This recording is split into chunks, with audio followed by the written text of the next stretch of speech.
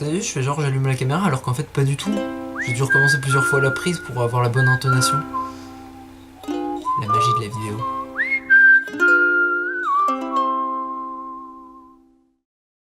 Bon, est-ce que vous connaissez Random Project? Oui, non, je m'en fous. Allez le suivre, il est vraiment cool. J'ai passé les étapes random qui ont mené à la création de ce tournoi, mais en gros, il en a organisé un, et il devait avoir environ 50 participants. Au final, il y en a 300. Et même si j'étais assez réticent, après plusieurs doutes et de grosses déprimes, j'ai décidé de m'y inscrire. Parce que je dessine très souvent dans ma zone de confort, et que ça peut être intéressant d'en sortir de ma zone de confort. Donc on est opposé à une personne, avec un thème, et la personne qui aura fait le meilleur dessin d'après des jurys et le public, gagnera et aura le droit de passer à la manche suivante. Et je me suis dit que ça serait intéressant de vous expliquer la démarche artistique qu'il y a derrière mes dessins à moi. Donc clairement je n'ai pas le niveau de ceux dont j'aimerais avoir la démarche artistique, mais ça peut être intéressant et ça me permettra plus tard de savoir comment je travaillais à l'époque où je faisais des dessins pas ouf.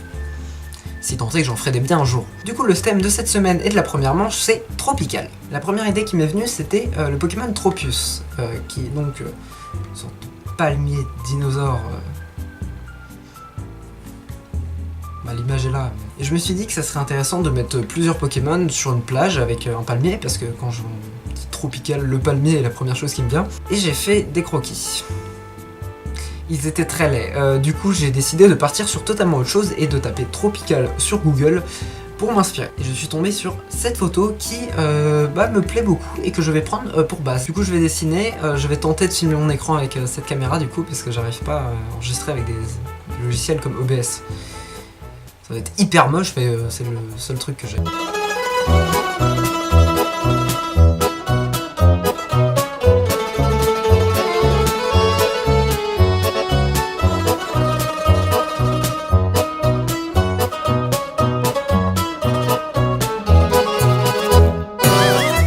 Ok, donc environ 10 minutes, voici ce que j'ai fait.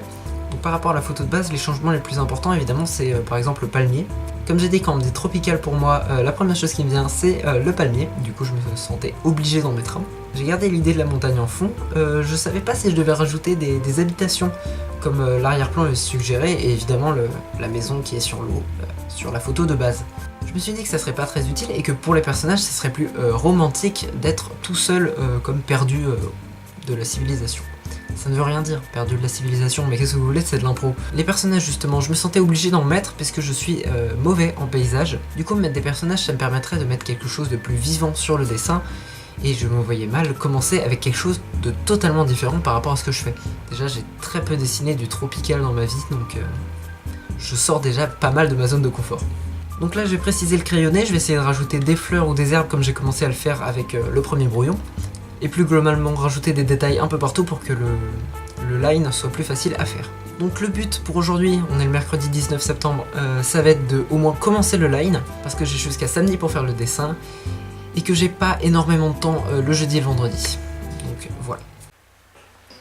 L'image est si moche.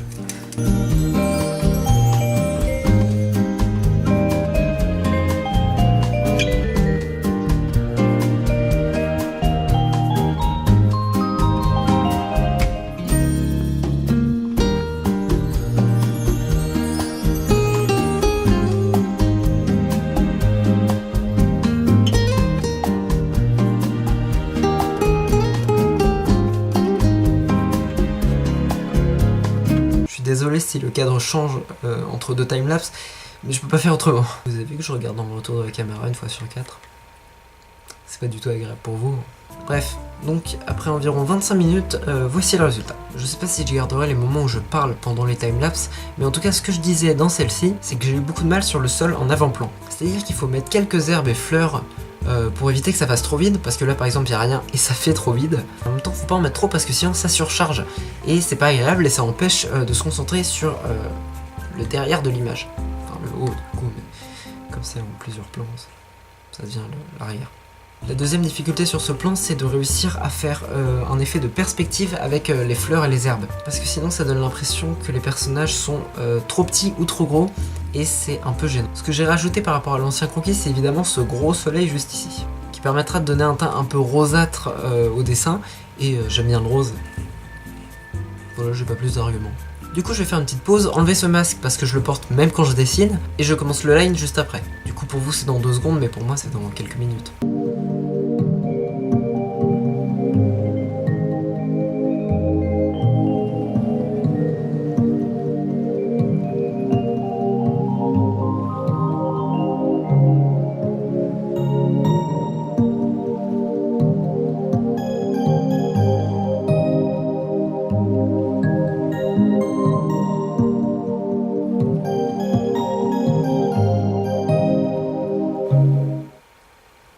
est samedi. J'ai filmé quand j'ai travaillé sur le début du line du palmier, en l'occurrence mercredi. J'ai filmé quand j'ai fini le line vendredi. Et au moment où je parle, je viens juste de finir les couleurs. Pour le line seul, ça donne ça, et pour les couleurs, ça donne ça. J'avais fait une première version pour les couleurs qui donnait ça. Sachant que je voulais donner un teint rosé à l'image, je me suis dit que ça serait intéressant de faire un dégradé dans le ciel entre rose et orange. Le problème, c'est que c'est deux couleurs trop fortes, et c'est un peu oppressant d'avoir deux couleurs fortes dans le ciel. Ça donne plus un côté planète extraterrestre plutôt que terre. Du coup, j'ai simplement fait un dégradé bleu-orange qui donne au tout un côté plus naturel. Pourquoi orange? C'est parce que le soleil est orange. En soi, j'ai pas spécialement de trucs à dire sur ce que je vais faire sur les couleurs. La difficulté principale là sera de bien gérer les couleurs au niveau des montagnes, puisqu'une montagne c'est détaillé avec du relief et tout, mais en même temps elle est loin et du coup il faut pas trop donner de détails. Et c'est quelque chose que j'ai jamais fait. Du coup je vais voir comme je me débrouille. Le but ça va être de donner un ensemble moins plat. Deuxième petit doute que j'ai, ça va être au niveau du thème, puisque c'est une image bien jolie, j'en suis assez fier, mais on ressent pas le tropical. Bien qu'en soi le terme tropical veut dire qui vient des tropiques, donc en soi une île du sud qui ressemble à ça, c'est parfaitement probable. Mais dans l'imaginaire collectif, en tout cas dans mon imaginaire à moi, ça me fait pas penser aux tropiques. Donc voilà, j'espère que je serai pas trop pénalisé à cause de ça, et j'ai pas plus de choses à dire. Voilà.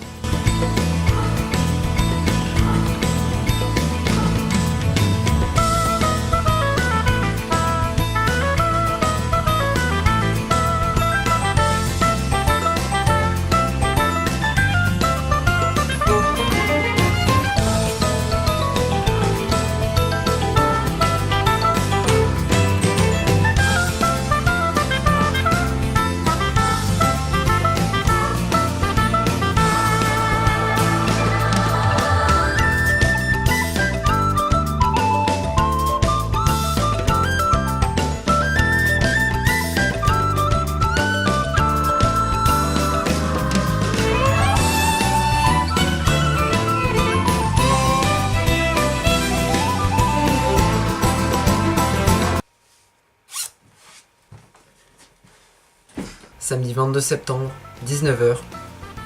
J'ai fini. Petite explication de tout ce que j'ai fait et de comment j'ai à peu près réussi ce que je voulais faire.